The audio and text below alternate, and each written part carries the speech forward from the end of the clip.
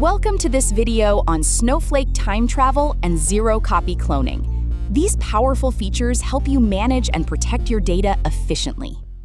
In this video, we will cover the concepts of time travel, data retention, relevant syntax, key use cases, cloning, and some best practices. What is time travel? It allows you to recover historical data without needing manual backups. It supports SQL commands like select, create clone, and UNDROP. Retention periods depend on your edition.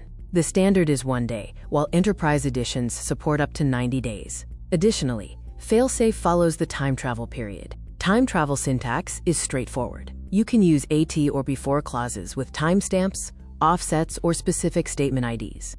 Here is a quick demo of the syntax in action, showing how you can query data from a previous point in time using the offset clause.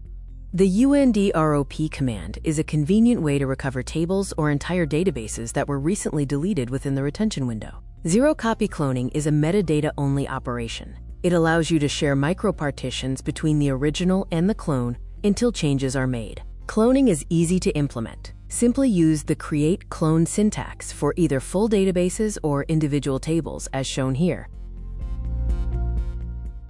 The architecture works by initially sharing storage between the source and the clone. Only the data that is subsequently changed is stored separately.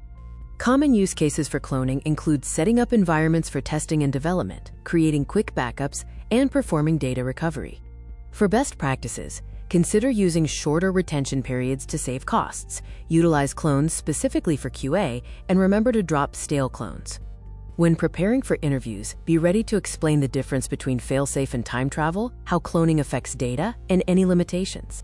In summary, combining fast data recovery with instant cloning capabilities leads to lower storage costs and significantly faster development cycles. Please like, share, and subscribe. Drop your comments if you have any queries.